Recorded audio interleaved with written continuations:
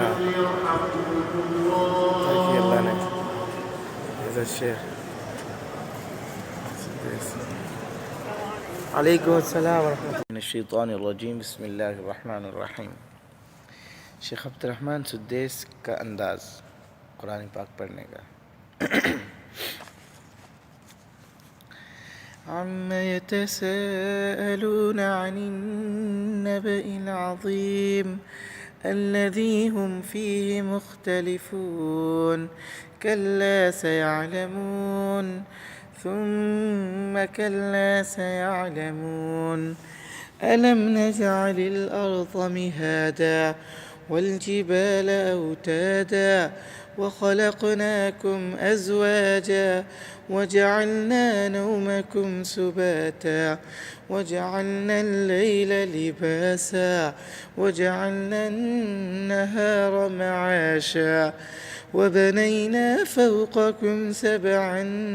شدادا وجعلنا سراجا وهاجا وأنزلنا من المعصرات ماء ثجاجا لنخرج به حبا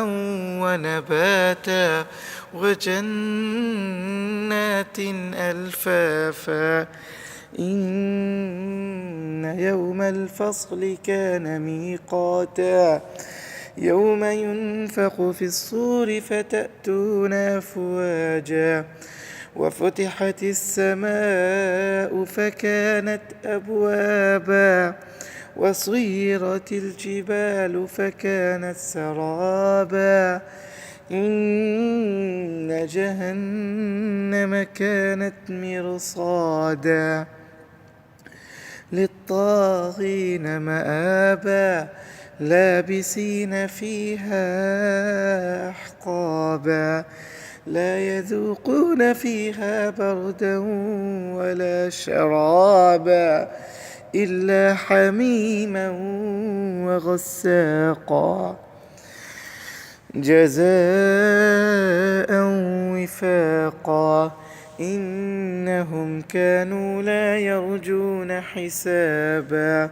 وكذبوا بآياتنا كذابا وكل شيء أحصيناه كتابا فذوقوا فلن نزيدكم إلا عذابا إن للمتقين مفازا حدائق وأعنابا وكواعب أترابا وكأسا دهاقا لا يسمعون فيها لغوا ولا كذابا جزاء من ربك عطاء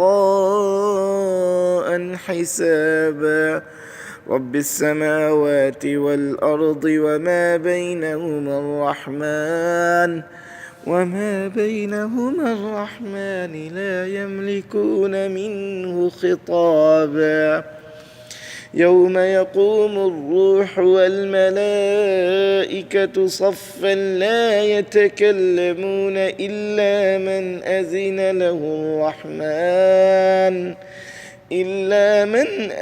له الرحمن وقال صوابا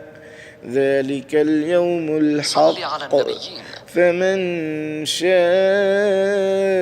اتخذ إلى ربه مآبا إنا أنذرناكم عذابا قريبا يوم ينظر المرء ما قدمت يداه ويقول الكافر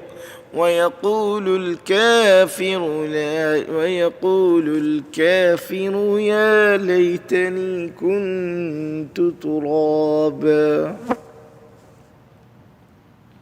صدق الله العظيم.